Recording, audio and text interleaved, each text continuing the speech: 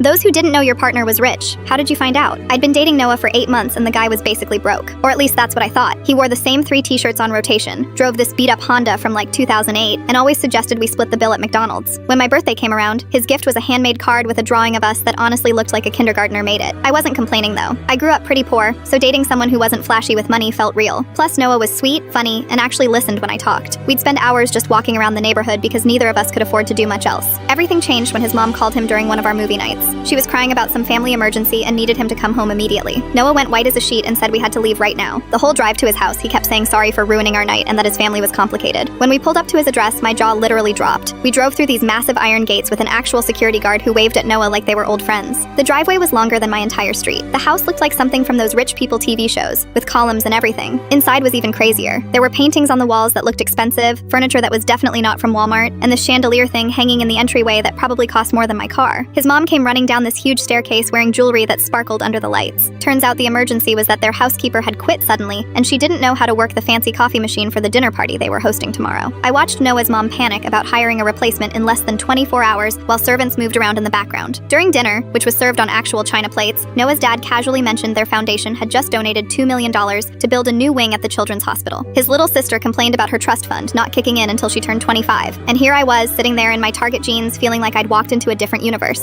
After we left, I was quiet the whole drive back. Finally, I asked Noah why he never told me his family had money. He pulled over and looked genuinely scared, like I was about to dump him right there. He explained that his ex-girlfriend only dated him for his family's wealth and tried to use him to get expensive gifts and trips. He said when we first met, I didn't care that his car was old or that he worked a regular part-time job at the campus bookstore. I liked him for him, not for what he could buy me. So he decided to keep living like a normal college student to see if we were real. The weirdest part was finding out all the little things that didn't add up before, like how he never seemed stressed about rent or groceries, or how he somehow always had exact change for everything, or how his beat-up car had this really nice sound system that probably cost more than the car itself. He told me his dad owned some tech company I'd never heard of, but apparently everyone else had. His family was worth hundreds of millions. Noah could have been driving a Ferrari and living in a penthouse, but instead he chose to eat ramen noodles and shop at thrift stores because he wanted a normal relationship. The next week, he offered to take me on a real vacation to Hawaii. When I said I couldn't afford it, he laughed and said money wasn't an issue anymore. We flew first class, stayed at this resort that cost like $1,000 a night, and he bought me clothes that actually fit properly for the first time in years. But the craziest part was when we got back. Noah sat me down and said he'd been thinking about our future together. He wanted to pay off my student loans as an early graduation present. Just like that, $40,000 of debt gone. I cried for like an hour straight. Now we've been together 2 years and I'm still getting used to it.